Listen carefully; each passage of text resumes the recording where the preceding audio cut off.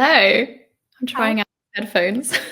Oh yeah, no, the headphones. I know they. I think that I use them just because they make me look cool, but I don't actually know if there's any real relevance for them. They just kind of came with the podcast pack. I was thinking the same thing. I was like, I can't just have the mic and no headphones, so I put them Yeah, on. we just need to look a bit professional over here.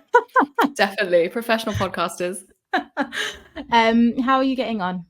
I am very well. I actually just helped shoot this documentary about being like a woman in the Catholic community, which Okay. was quite interesting. I mean, I say shot it as in I was just like a little feature, but yeah, Wow. And what's the it was interesting. documentary? Who's it with? It's with Father Marcus's brother, Christian Holden. So St. Anthony Oh, Communications. Yeah, really good. They're just diving into like women's vocations and what that means and various ways. And I was like, well, I still don't feel like I've entered into my vocation, but there we go. So just yeah. talking about being a woman in general. Yeah, it's good. Oh, wow. Oh, well, we can touch a bit more on all the whole vocation thing a bit later. But I was wondering if you would give us a little intro about you. Of course, yeah. So my name is Delphine. I'm a writer, a speaker, and I suppose a content producer, and also a charity founder. I can't quite decide. I'm one of those people like the slashies, I think you call them. We have lots of things to our bow, lots of strings to our bow. Yeah, absolutely. Lots of medals on the uniform. What's your charity? My charity is called Care Dogs and it's a befriending charity. So, what we do is we pair up older people who might be lonely or socially isolated with people in their local community who have dogs. And then we get them out and about, walking and talking. And it's just a great way to build community, honestly. I have a dog. I think she's behind me. You might be able to see her. She'll There. make a Oh, no. Wait, decent hold call. on. No, you can't really see her. She's behind my microphone. Okay. Like that's kind of where she is. She's sleeping. Oh, well, that's brilliant. And have you found that, like, do you think that older people have they like taken to it? And Yeah. Oh did my gosh. Mm-hmm. they have? That's amazing. Did they see the same dog walker every time, or is it different people? Yeah, so we've got like a one-to-one service where they can like see the same person, the same dog. So they really build a rapport with the dog and the human, obviously. And we also have group events so they can go towards, they can go to walks and meet lots of different volunteers and lots of different dogs. And we just find that the dog is such a good icebreaker because Hmm. I think to actually admit that you are lonely or socially isolated is quite hard. While if you say something like, oh, actually, my childhood, I used to have a dog and I don't have access to one anymore. I'd love to join your community. So it just helps to break the ice and to build up that human connection because also it's awkward to meet someone for the first time and try and Yeah. start conversations. So, you can always talk about the dog, which Yeah, is good. 100%. It's interesting. I was actually speaking to someone about this the other day. I was saying, like, when you're an adult, it's actually like hard to find friends and new people. When you're a kid, you meet people at like all your different schooling events and like your after school clubs and stuff like that. And when you're an adult, you don't have any of those things. So you have to kind of actively go out and search for people to be friends with, you Yeah, know? it's really, and it's awkward because you feel really like, oh, I probably should already have like everyone I need to have in my life right now. So it can almost be a bit of a stigma or an embarrassment. But the fact is that we're changing, we're growing all the time, our interests change, and you want to be able to find like-minded people. So sometimes you do just have to join that class or go to that thing and live through the small talk so you can try and actually get to the deep matters. Just be like, Yeah. what's your childhood trauma? Talk to me. Yeah. And so can anyone with any dog join, or is there like a vetting process, or how does that work? So at the moment, we're only in Southeast London and we only accept dogs who have a decent-ish temperament because obviously you're dealing with older people, potentially vulnerable people. We also do a lot with those with learning disabilities as well. So we have some of our dogs that we know are especially good with the vulnerable. But as long as your dog is just quite chill and won't knock over an older person, they'll probably be welcome. Wow. Okay. So if anyone listening has any dogs and is in the southeast area, then definitely try and get involved with Care Dogs. It sounds great. It sounds wonderful. So Delphine, I wanted to talk to you today about really your journey because I know you've got a really fascinating one, and I feel like I don't even know most of it.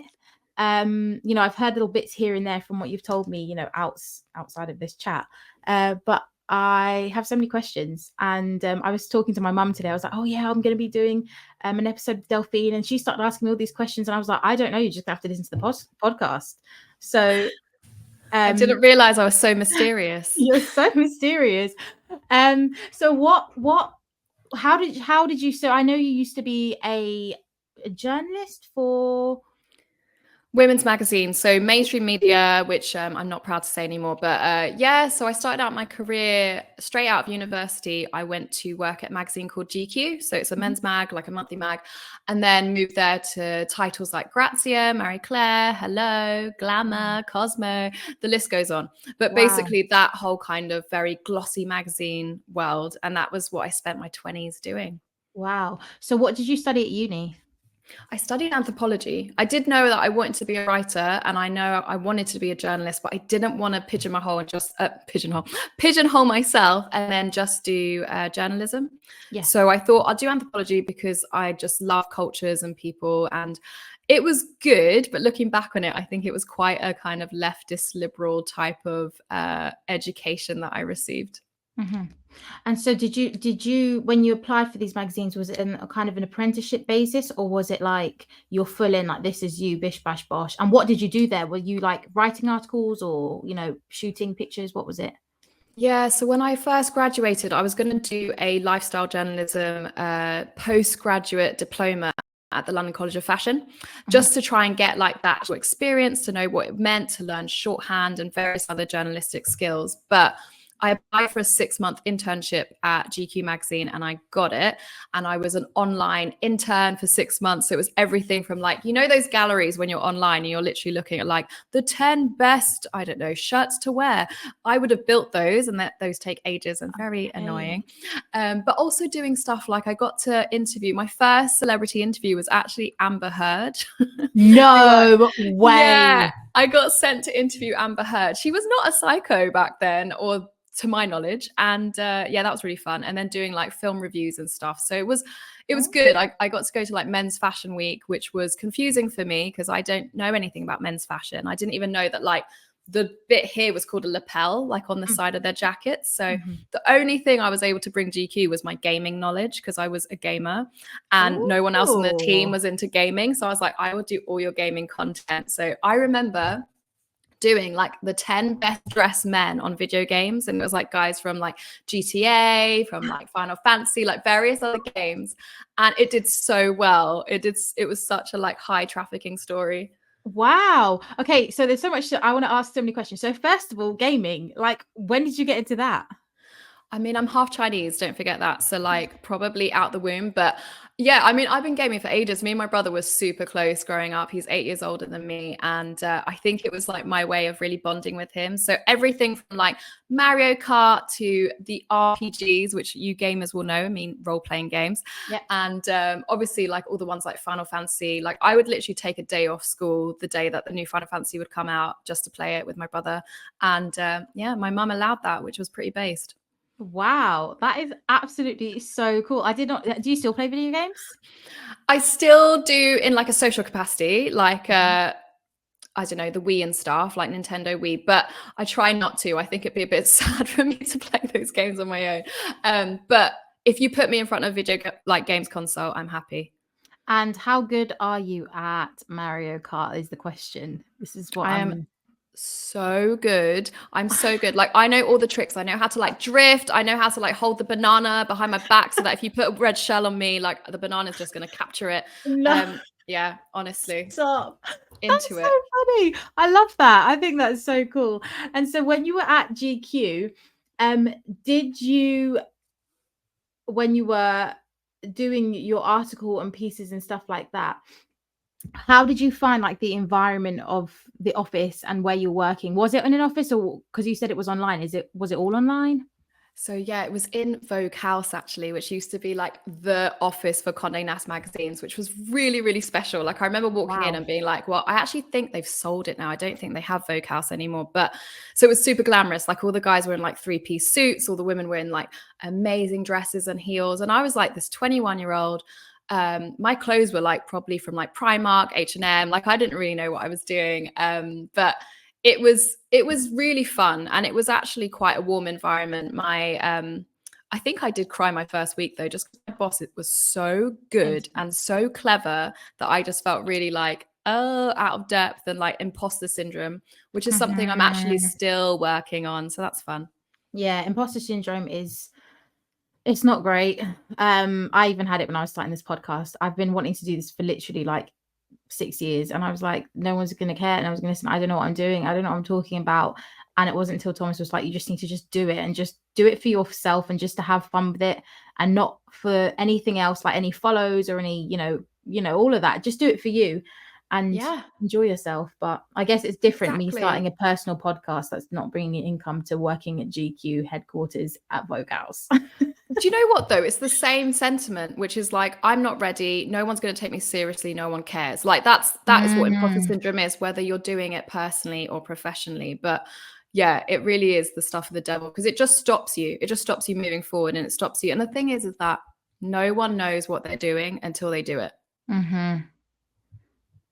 Yeah, you're so true. What kind of, I know you said, you mentioned you interviewed Amber Heard. Who else did you interview? What other celebrities? It's so funny when people ask me this. I'm like, who didn't I interview? Because I would probably interview about like 5 or 6 celebrities a week. Like it was really, that scene in Notting Hill where he goes to like Horse and Hound, and he has to go and like, it's called a junket. So basically you go into like a hotel, the celebrities in the hotel room, they probably have about 200 interviews that day. You're coming in, you probably have around 7 minutes with them. And it's literally like a conveyor belt of journalists just coming in and recording the interview. So, oh gosh, like Kate Winslet, Brad Pitt, John Hamm, probably many more, but I always go mind blank on this, which is funny. Joseph Gordon-Levitt, who actually I used to have a big crush on. Oh, yeah. I don't know if anyone knows him, but I do know him. Third Rock from the Sun. Bay. He was in Batman. Was he Batman? I'm pretty sure it was. He wasn't Batman. He was in Robin. Batman though. He was Robin. Yes. I'm pretty sure he was something like that. He's kind of hot, but he also kind of looks like the male version of me, which I find kind of scary. That I think he's cute, because it's like, is that really narcissistic? Oh. That I'm like, he's really hot. He looks like the male version just like of me. Racially ambiguous is what he is, and apparently that's my type. Oh, okay. And with these people, did you ever like get any of their contact details? Did you ever stay in touch? I know that sounds really was it unprofessional, or like what was the, did you? I'll be honest, like at that time, it was still super professional in the sense of like, there were no real bloggers. There was not really like influencers. Like when I first started my career, that was before the big boom of like the blogger. So like if you went to Fashion Week, for example, it was all editors. Like you were like, just underneath celebrities were journalists, because that's how powerful you were. Because like if you gave a bad review to a restaurant or a book or a film, like I've had my quotes on buses before for film quotes with like my star rating. Like this was like the epitome. I think it was just the end of like the journalist heyday. So like I got to really live that high life, like champagne lunches and all that kind of stuff. Gosh.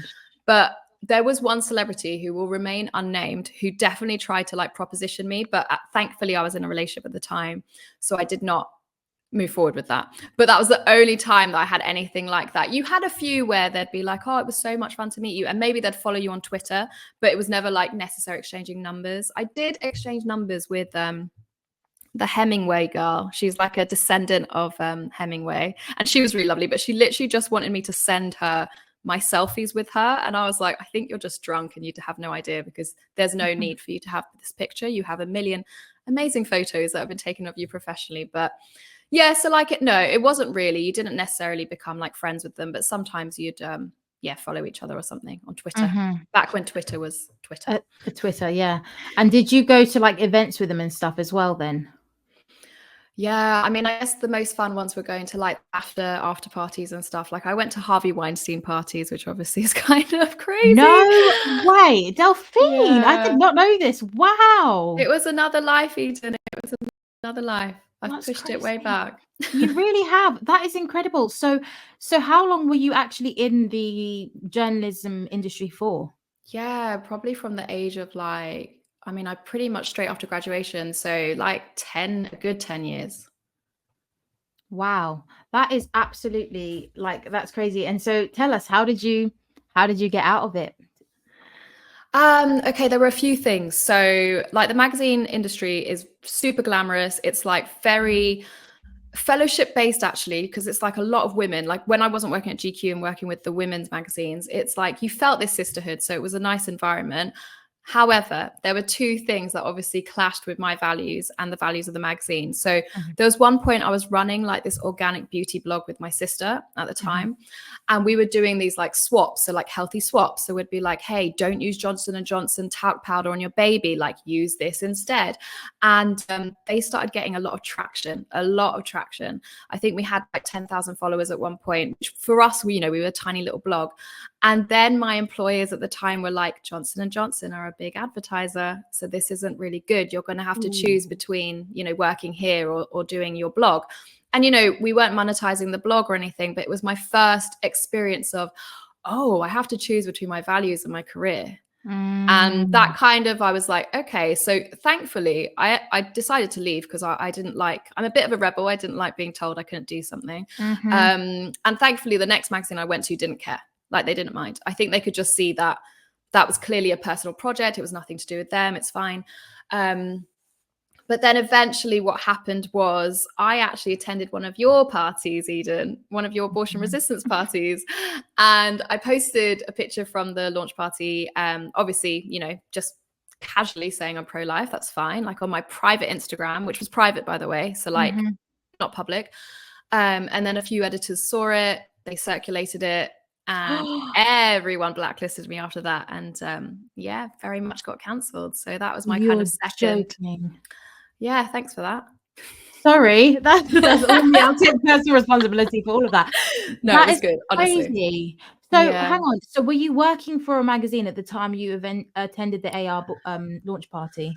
At the time, I was actually freelance, so I wasn't specifically affiliated to anyone, but I was getting all of my income from that work, like to the point where I was getting more work than I was when I was full time, very regular work, and I was in contact with these editors on the daily.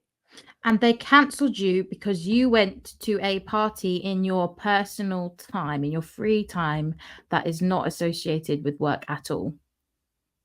Yep. That is crazy. Insane. But the thing is, they were really clever because no one said anything. I just suddenly was like, no one's messaging me, no Mhm. one's replying to me, my things are bouncing back, like really, really dark, sinister. Like, the kind of censorship culture that we're going through here is insane. But I do consider it a blessing because I wasn't meant to be in that world. I wasn't flourishing in that world. It was messing with me in a lot of ways. Mhm. And so when they just cut you off, like what did you do? How did you get income? For like 3 months, I didn't. You're lying. 3 months. No. I mean, like, because when it first happened, I was a bit like, what? Like, at first, I was a bit confused. I was like, maybe the server's down, something's gone. I don't know. Yeah, I had like a period of time where I didn't really know. I was still doing a few little bits of work for random people, but my kind of actual like monthly income just went really slim to none for those 3 months. And it was really, honestly, by the grace of God, that I was able to bounce back out of that and kind of get back, because also this didn't just impact my work, it impacted my friendships. So like, I lost some really good friends. Like, one friend who, I went to Italy for her wedding during COVID. I was like one out of 30 people. Like, that's how close we were. She just stopped talking to me. Like, I lost all of my journalist friends. I lost that kind of world. So it was like losing a part of myself, Yeah, and which all at was once as heavy. well. Not even incrementally, literally wham bam, that's it done. Yeah, it was a really hard time. Like, looking back on it now, I don't actually really know how I got through it, because obviously I got really depressed. Yeah. And I can, yeah, it's which is totally understandable why. Everything that you've built for the last 10 years and that's it gone just because you posted one picture. Yeah. That is absolutely Not insane. even a graphic picture, just a No. picture of me like in front of a backdrop. Like, Wow. That's yeah. mental. And that's really tough. And it's crazy as well because you think what was going through these people's minds, like the friend that you had who you were super, super close with, like she knows you better than to think that you're any kind of malicious, mean, nasty, horrible person who wants bad for anyone else. And yet, like you know, that was it, just one tiny little thing, and that's it, cut off. Like, that's crazy. Yeah, I think it was it was alongside my reversion back to my Catholic faith as well. So I think a lot of my kind of secular friends were seeing me and just thinking like, she's changing too much. And actually, I heard this amazing like Alex Hormozy quote, which was like, when people say to you like, oh, you've changed, it's because they don't actually have the capacity to say like, oh, you've grown. Because Mm-hmm. obviously, like, I just didn't have enough knowledge to understand what I was or wasn't on the fence about. I didn't, I was just admitting that, like, hey, I've come to realize that, like, there's more than this. That's why, like, I'm leaning into this spiritual life. That's why, like, Mm-hmm. I'm really holding myself accountable to God and not just myself. And so I think there was a mixture of things, but I think ultimately there is this misconstrued idea that's like, you're judgmental, you are anti-woman. That's the Mm-hmm. worst one, is that like being called anti-woman. It's like, Mm-hmm. and also, just the irony. You go through like, oh, sorry. I don't know what's happened to my voice there. One sec. You go through like all this inclusivity and diversity training, and then all of a sudden it's like, oh, you've got a diverse viewpoint. Bye. Yeah. Yeah. It's crazy. I just can't get over that. I just I feel so bad because I obviously, like, I didn't know you very well, but I had met you and stuff, and I didn't realize that you were going through all that. So I'm really sorry. It's Oh, terrible. bless you. No, it's fine. I think it was weird because I think I like compartmentalized myself. So, Mm. when I was coming to church and all these people who were getting to know me for the first time, I was like, okay, I just need to be like this new person. Like, I need to lean into this new identity. And, on the side of it, I was like, the Bible literally says like the world will hate you. And I was like, well, I guess that's what it means to be Catholic then, to be Christian. And yeah, I think it was a weird time because I was going through all of this and then trying to start new friendships, new identity, a new life. Mm-hmm. But you can't do that. Like, we're not disintegrated people. But I didn't want to just be like, oh, hey, my name's Delphine. I'm going through like a really hard time in my life right now. It just didn't feel right to do that. Yeah. Yeah. And so I guess you must have got a lot of support from your sister, did you? Yeah, fully. I mean, like, I think with my mum and sister especially, like, they're the ones who really leaned into their faith the same time as me, and they've always had a good head on their shoulders about like the way the world is, like the kind of various agendas and the, I don't know, just, I think I was very naive. I went into journalism because I wanted to tell stories, and Mm-hmm. I was really passionate about that. And it took me over 10 years to realize you feel free to tell any story, but you're within this bubble, so you're only able to pull stories from the same place. But you Mm-hmm. don't realize that when you're inside that spot. While I think my sister was very much like awakened a long time before I was. I Mm-hmm. won't use the term woke, but like, obviously woke used to mean like when you were actually awake to all this stuff. Yeah. So yeah, it did take me longer. Wow. And so how did you revert? What was that process? What led you into to looking more into the faith?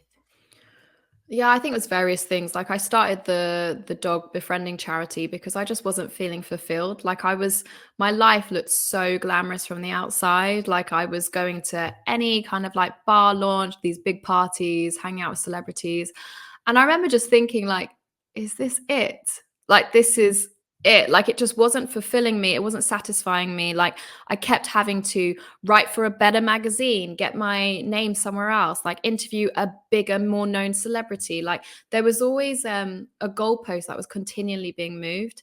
And I was Mm. like, that just can't be it. And I think and I was also slowly getting out of this kind of the feminism ideals that I'd been really fed and I bought into fully.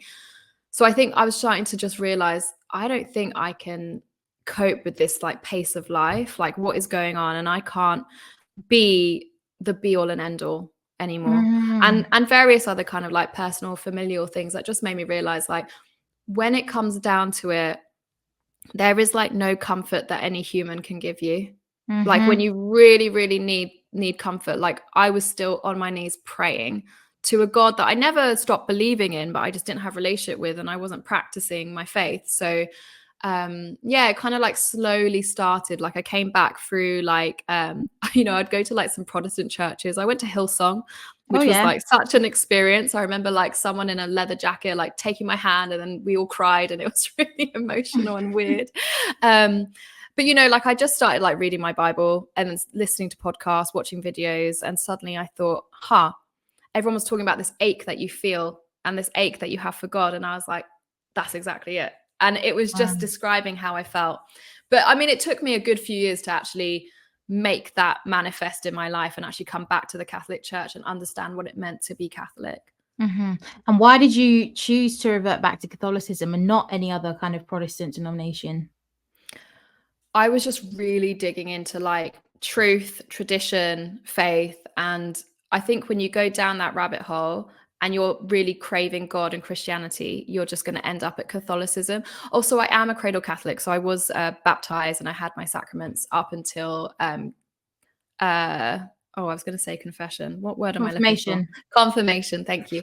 And it was really after that I kind of started straying from the church. So I was familiar with Catholicism, but then when I actually like came back, and especially when I discovered the traditional Latin Mass and just very orthodox people, I was like, this is a faith I've never known, even though like it was obviously a draw that I was a little familiar with Catholicism, because when I tried the other, I mean, only some of those kind of Protestant denominations, it just didn't fit right with me. Wow, that's amazing. So you go to the traditional Latin Mass. So can you tell us, what your thoughts are about that and a little bit more about that form of the Mass?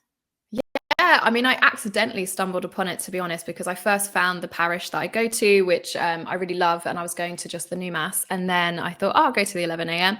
And yeah, I was like, what the heck is this? Like, no one had ever told me that it existed. I didn't have a missal, so I had no idea what was going on. Didn't have a veil. I think I was in jeans at the time. Like, so I felt very out of place. And I was seeing like these big families for like the first time. Like, it was like a different world. And I'm not going to say it was love at first sight, because it wasn't. Like, I was very much like, felt like a voyeur. I was looking at something that I didn't understand. But then when I kept going, I was just so drawn by like the beauty and the reverence of that Mass. I was like, this is the first time that I've actually sat somewhere and I felt like it's a foretaste of heaven. And you can just really get into it and pray. Like, it was just so prayerful and it felt holy. And there were a million children and they're all pretty well behaved. And I'm like, that has got to be a spiritual grace. So yeah, I've just really loved it. I think that, we're living in a time now where everything is just getting so ugly, like our architecture, our buildings, our art, everything. So I think I was craving, like, I just need some like beauty in my life. And the traditional Latin Mass is just, it's that. Yeah, hits the spot.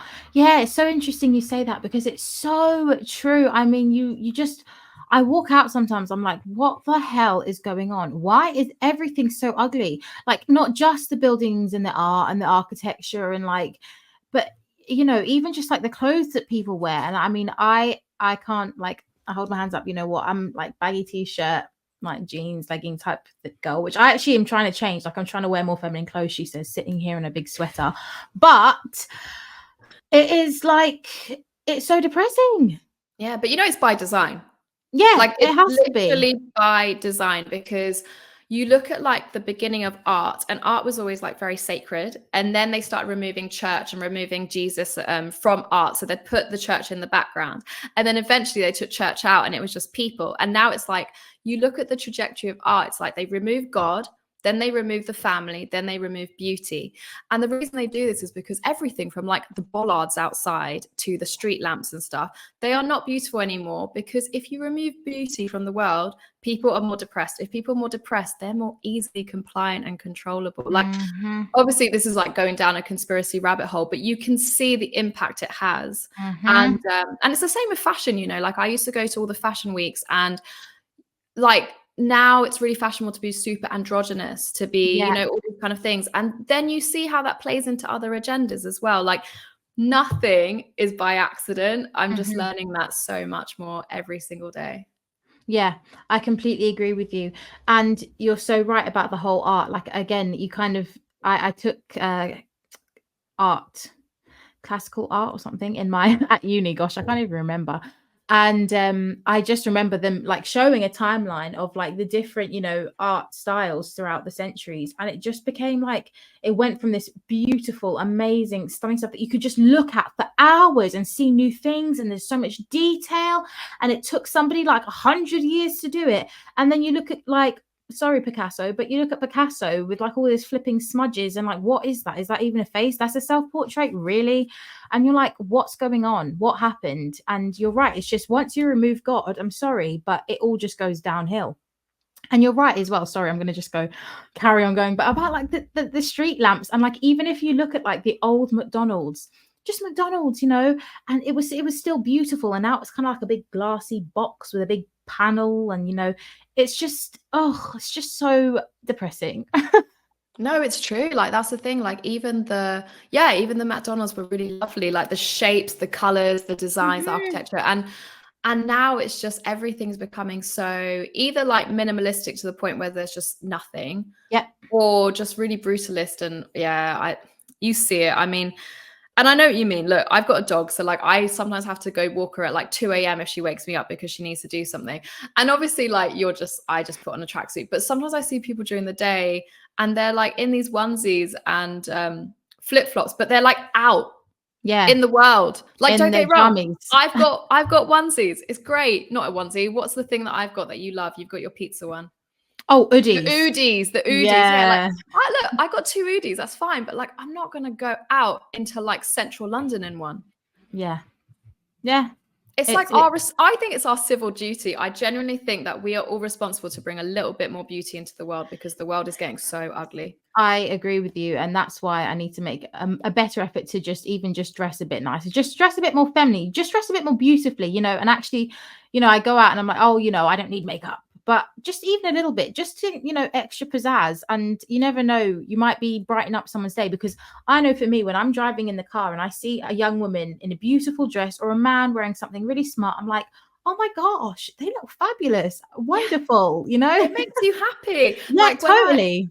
I was in Italy with my sister last summer, and like where we were, the men really dressed like men and the women really dressed like women. So it was a lot of beautiful dresses and lovely suits. And there was something about it that just soothed my nervous system. Like I was just like, wow, they just look so great, so beautiful. And like, I'm the first person to just go up to a random girl and be like, you look fantastic. Like, because it does brighten up my day. If I'm walking around and I just see someone, I'm like, that is a really lovely outfit.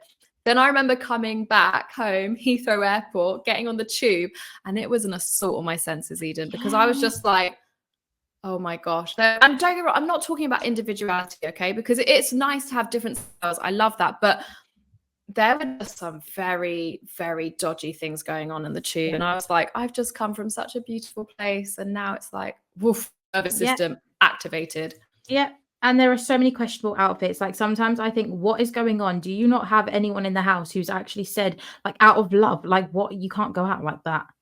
Like you're actually not like that. You like, and that sounds really harsh, but seriously, like some people just need to be like, okay, you're stunning, but this is just not working for you, honey.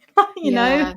I do know what, I do that a lot, and I hope it's not going to sound judgmental. Maybe it is, but like when I'm driving, I'm always people watching, obviously still being very safe. And I'll look at some people and I'll be like, wow, they could just look so much better if they were wearing something else. Like I just see all the potential, and it makes me really sad. I'm just like, oh, because also I do think that for me, like when days I don't make an effort, I just don't have as good a day.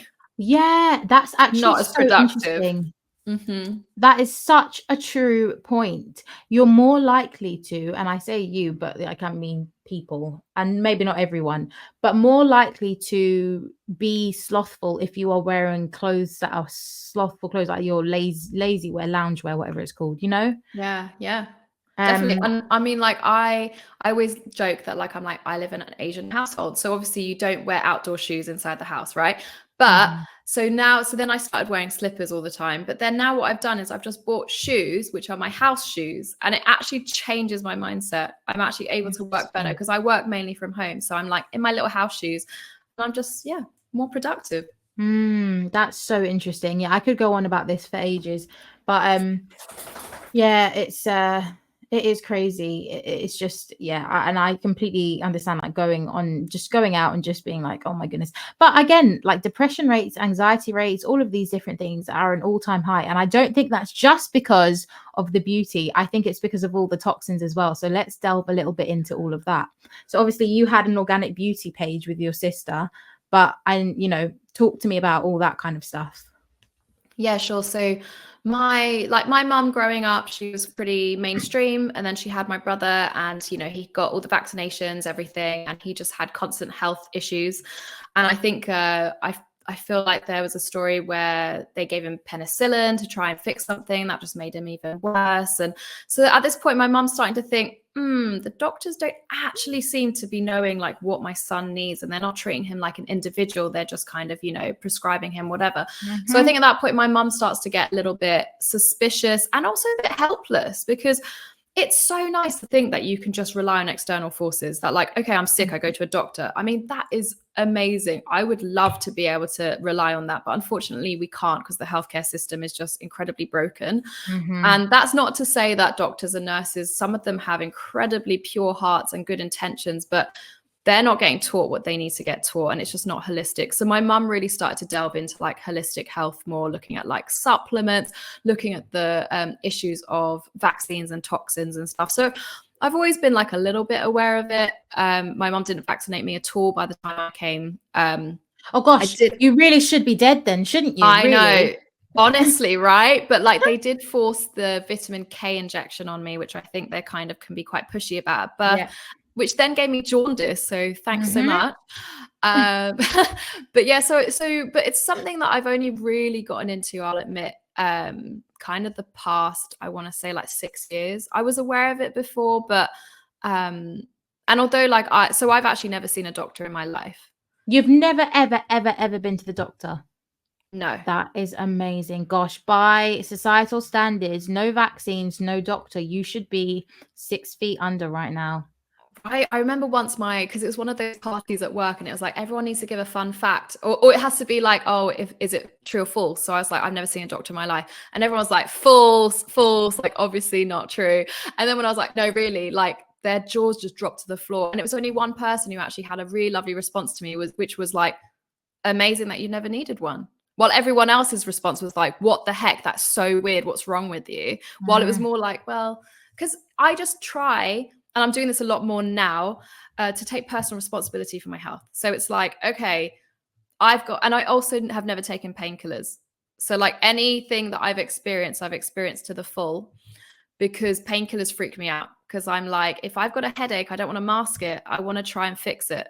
And obviously that is annoying and inconvenient. And I'm not saying that no one should ever take painkillers, because obviously you might need to, but I also am just like, I try to figure out the root cause. But even me, considering I've lived quite quote unquote healthy-ish for the past, I want to say maybe like 5 years, because in my 20s I was still using all of the like Maybellines and normal makeup and stuff. But I think it was like my kind of mid to late 20s, I started being like, no, I think I need to try to everything, from even like, when you're on your period, not using like Always, because that's got so much bleach and chlorine in like the pads. Yeah. But that move, I only actually really did probably the past kind of 6-7 years. So yeah, I mean, obviously my body still experiences these detoxes, because we're just apparently, we eat a credit card worth of plastic every year.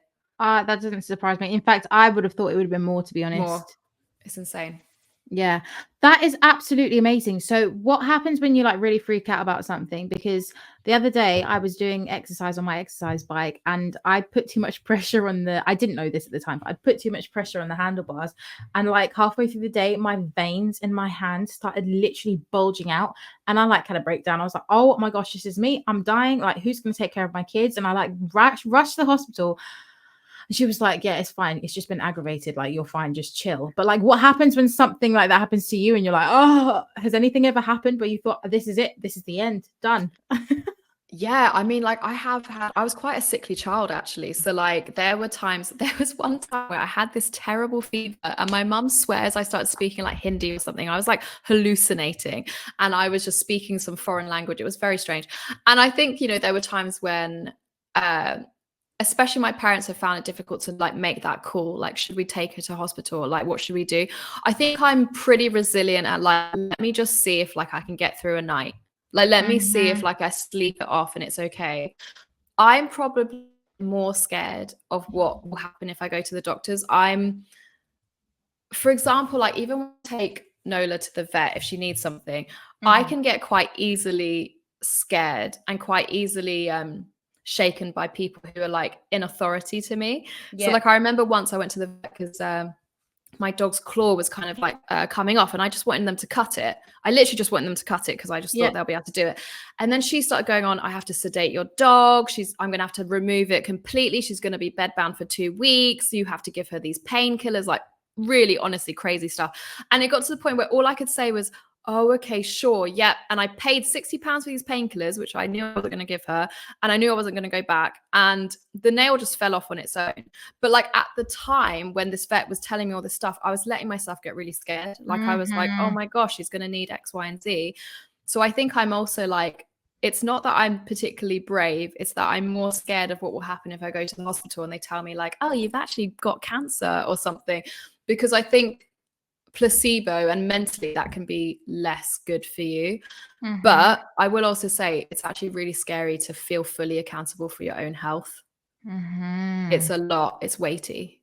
Yeah, gosh, I can imagine. Well, you're still here and you're still, you know, strong. I hope. But I do obviously, think like, that's I've amazing, not, to be honest. yeah, I mean, I've not obviously thankfully not broken bones or anything. Like obviously, like if I broke a bone or if you hit me with your car, I would go to the hospital. Like it's not saying I'm not being like irrational. It's just that, you know, I've had terrible headaches. I've just slept them off, like just various things, trying to figure out. And I mean, I'm still trying to figure out the optimal thing when it comes to health and also stress. And for me, I've had quite a lot of stress in my life. And I actually think if I didn't live as low toxin a life as I have done, I don't know if I would have made it through some of those things. Wow, that's mental. Yeah, so I obviously, going back to kind of like the whole period thing, I started to get rid of all the kind of toxic household products that I had way back, actually probably about 5-6 years ago. And I can now say that pretty much chemical toxic free. Well, actually we are, to be honest, because I pretty much make everything. But anyway, and I remember going and getting cotton pads, reusable cotton pads that you wash and then you just reuse them. And it was a game changer. They like to not be too OTT with this, like, but they stored a lot more and they were softer, they were more comfortable, and I didn't have to spend ridiculous amounts of money buying pads every month. And when I told my friends, they were like, oh, that's absolutely disgusting, like, oh, that's just so nasty. Ooh. And I was like, okay, but do you actually know what your pads are made out of? And like, do you know that you can find there's like micro worms in the flipping Always pads that you use, and like there's like heavy metals in the tampons that you're, you know, putting into yourself. And like, I'm sorry, but how is wearing a bit of cotton like disgusting? But what like the other things are not even worse, you know? It's insane. I think the lack of informed consumer choices is crazy. That like, oh, it sounds so crazy that you're using like actual cotton to soak up your menses, but you know, it's fine to use chlorinated, bleached plastic. But the thing is that we've just become such a convenient generation. So it's like, I'm not even going to look at what's in this like easy thing for me to buy and use. And for me, that I find that really frustrating because a lot of people do think I'm quite strange or that some of my holistic ways are weird. But if I turn the mirror to them and say like, okay, but why do you do X, Y, and Z? They can't really say it. Or if they say, you know, if we're having a debate about vaccines, I will ask them like, do you know why there has to be aluminium in your vaccine? No idea. You know, I've asked doctors about this. No one can tell me. Like, why do there need to be these heavy metals or carcinogens in vaccines injected into people? And it's like, if people can, and if people can say to me like, hey, I've researched every single one of the ingredients in this vaccine and I feel comfortable to inject it, fine. But I just never met a person who said that. It's interesting. When I went to get my first baby, well, he went for his 8-week checkup and we decided we weren't going to get him vaccinated at that time anyway, but never. But anyway, And I told the doctors, like, oh, we're just doing delayed vaccinations because I couldn't be bothered with the hassle. Actually, no, I'm lying. That was with my second baby because we got a lot of hassle for my first baby. Anyway, we went into the hospital, to the doctor's Smart. office. Yeah, Mhm. oh, it's just delayed. Okay, that's fine. But with the first, it was like absolutely crazy the amount of pressure that they put on me. Anyway, so went to the GP. He had his 8-week checkup, absolutely perfectly healthy. He didn't get the vitamin K shot. We gave him 1 round of the oral drops. Mm. And you're supposed to have 3 rounds, but we just gave him the 1, and that was because I was coerced into it after a terribly traumatic C-section birth experience. Anyway, and I said to her, I said, oh yeah, but when I had called the doctors, I said, don't bother booking him in for his vaccination appointment because he's not going to be getting his vaccines. So I go to the checkup, he's fine. And she's like, right, we'll just take you to the nurse's office. And I was like, well, why do I need to go to the nurse's office? And she's like, oh, so he can get his immunizations. And I was like, I've already told the receptionist, like, don't book me in for this because he's not getting them. I haven't done enough research on it. So, my husband and I have said we're not going to be doing it today. Oh, right. Well, have you had your vaccinations? And I was like, well, when I was a baby, I think some of them, yeah. And she was like, well, what's the problem then? Are you scared of needles? And I said, no. And she goes, because some of them are delivered orally. I can just give him the oral drops. And I was like, no, it's okay, thanks. And she was like, well, you know that measles, mumps, and rubella is on the rise. And I was like, yeah, okay. Which I don't really know how, if everyone's vaccinated against it. But anyway. And then she was just so pushy. And anyway, she ended up saying, well, just come and see the nurse anyway. And so for some reason, a vulnerable woman, I didn't know what I was doing. I was like, okay. So we went into the nurse's office. The nurse is sitting there and the doctor, she's like, can you please speak to this woman because she's refusing the vaccinations? And so at that point, again, I should have just walked out because, like, who are these people? And why do they think they care more about my baby than me? But anyway, sat down and the nurse is like, so why do you not want to get your vaccinations? And I was like, because my husband and I have decided, because we haven't done enough research, that we're not doing it today. So that's all the information I need to give you. And then she said, right, well, let me print off some information about what's going to happen to your baby if you don't get him vaccinated. I said, actually, can you please print me off a list of ingredients for every single vaccination that you offer at this stage? And she said, no. I was like, what? So you're expecting me to inject my child with something that you can't even give me the ingredient list for? Are you absolutely mental? And it turns out as well, they get incentives. They get paid extra for every vaccine they administrate because the vaccine industry is a multi-billion-dollar industry. Yeah, It's crazy. It's the most lucrative business. I was just listening to a podcast yesterday and it was saying how, like, back in 2000, there was 1 in 1,500 children who would be reported to have autism. Now in 2024, in California, it's 1 in 22. 1 in 22 in only 24 years. And the only thing that has happened, of course, an increase in toxins and stuff, but it's there's just loads of things that just show that it's all so dark and it's an industry. Like, it shouldn't be called healthcare, it should be called sick care, because the best thing they can do is to get a child who's sick and to put them on lifelong medication, because that is just a money-making business. And it's really sad. And I mean, what you're talking about in that term of peer pressure, the pressure and coercion, like, I'm not a mother yet, but it's like I felt that with my dog. Like, the vet literally was like pushing me to sedate her and put her under this crazy surgery for a nail, which was just going to fall off on its own, which literally fell off during a walk. We didn't even notice. Neither of us noticed. But I was really, like, getting very stressed. I was, like, crying because this woman was saying to me, like, you're not being responsible, you need to do this, like, blah, blah, blah. And I can't even imagine when that's with your child and when you're, like, postpartum and hormones and everything, and you've got these 2 people who actually, like, get you into a room and tell you these things. It's wild. Yeah, it's wild. And it's just, again, people will be like, oh, you're such a conspiracy theorist. Oh, you're happy for your kids to die, which is what someone said to me on TikTok the other day. They're like, oh, you must really want your kids to die. And I was like, stop being absolutely ridiculous. But, you get called all these things, but people don't realize, like, do you not see that as great as the pharmaceutical industry can be for some things, there is also corrupt parts of it.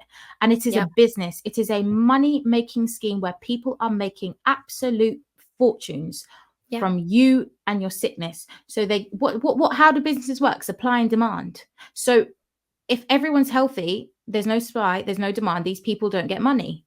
So what do? They create things that are going to make people sick so that they can then get the demand and get money. And if you don't see that, and if you don't actually look into what these people are trying to give you and do all your research, then I'm sorry, but you're the stupid one. And you're not doing your due diligence, especially like towards your children, if that's something that you need to look into these things basically. And if you do and you think it's right, that's it, go ahead, great. But people are just like, trust the authorities, they know what's best. But do they? No, totally. And we need to educate ourselves on that, because like, I don't know, I heard this stat where it's like, average person doesn't know their own blood type. Like, you don't get empowered to know what your like health statistics are because they don't want you to know. But it's like, that's literally you. And every single one of us are different. You can't just throw at us and say like, oh, eat 5 a day and you'll be fine. Not necessarily. Like, you really need to know like who you are, what works for your body. And like no one is going to know your health or the path to your health better than you. 100%. Yeah. But most people don't. Again, they just blindly follow whoever who's got a white coat on, and that's that. Have you seen the experiment they did? I don't know where the original one was, but I saw mine on on a Darren Brown episode, where they have 2 people in a room, and one is controlling an electricity board and the other one's in the other room, and they've told both of them, well, they've told the guy at the electricity board that every time he presses a switch, the electricity goes into the other person, and the other person isn't actually like they're part of the people who are conducting the experiment, so they know what's going on. But the doctor will sit there and he'll be like, 20 volts, and the guy will press the button and the person in the other room will scream a bit. And then it gets higher and higher and higher until it's like 500 volts. And they can hear every time it's going up, this person is screaming more and more and more and more. And the majority of the people in the experiment did it just because the guy in the white coat said to, even though they could hear that this was physically causing someone, pain. And that just to me is like, what? That's terrifying. That's terrifying. But I mean, we saw that though. Like, we saw that during COVID where people were turning on each other and like, literally like ratting out their neighbors because they weren't wearing a mask or something. Like, people can become incredibly, incredibly cruel when they feel scared or when they feel like they have to comply. And we comply way too easily. And I don't know why we don't ask the question. Like, literally all you asked that nurse was, what are the ingredients in this? And she couldn't tell you. She wanted to show you a list of things that could happen if you didn't take the vaccine, but she couldn't tell you the ingredients. It's wild to me. It is so wild. Oh yeah, it's absolutely crazy. I could talk about this kind of thing forever. And I do feel like the crazy, like, I guess, like in quotes, anti-vax friend, because my friends just think like you were just chatting so much like nonsense. But then there have been times where they've come and been like, well, I think you're right about this. I think you're right about that. I think you're right about this because I've seen it now. And it's like, yes, it's not me being crazy. It's just me caring about you and wanting you to do your research about you and your family, 100%. It's just, I find it hard to find the balance because I can go really deep into this, right? And like see all of the, like where the money is, like follow the money, follow the science. And it can actually freak me out. It can get me quite down. So I think there is a balance because you also need to try to just live joyfully and light and freely. 100%. Because I've got some friends who are just so ignorant to all of this. And some of them are doing okay, some of them aren't. And I'm just like, you just never know. So like, I want all of the knowledge and the kind of like, okay, I can be responsible and I can know how to live better, but I don't want the fear. The fear 100%. will also kill you. So that's where I'm kind of like trying to balance that out. Yeah. And I think that is the thing, is everything is balanced. Like, okay, I don't want my child to be vaccinated, but I will go to the doctors if there's something wrong or if they need something, It's not about being like, oh, the whole healthcare industry is crazy, but it's recognizing that some parts are extraordinarily corrupt and awful, but other parts are extraordinarily amazing and, brilliant. So again, it's about balance. 100%. Yeah. I try to live my life like that. 80-20. Yeah, that's a good one, actually. Yes. And so I guess, I mean, we've kind of delved into a lot. and quite heavy topics, but I could go on for ages. I'm not going to, because it's getting quite late, but I would like to have you back on to talk more about a few different things, because I had a list of questions and I haven't got all the way through them. So if you would like to, I would love to invite you back, and maybe we can kind of delve into the other work that you're doing, or the work that you're doing now, and all the kind of stuff that you're doing, like, because you're doing lots of talks on different things. Femininity. Tell me, sorry, you tell me. Yeah, of course. Yeah. So diving a little bit into femininity versus feminism, also like how to date as a Christian, like in a good way, how to be countercultural then. And then also like how to be wholly like Catholic or in line with your values, but also future proof your career, like how to be a good leader in the secular world while also like holding true to your values and your mission, which isn't easy.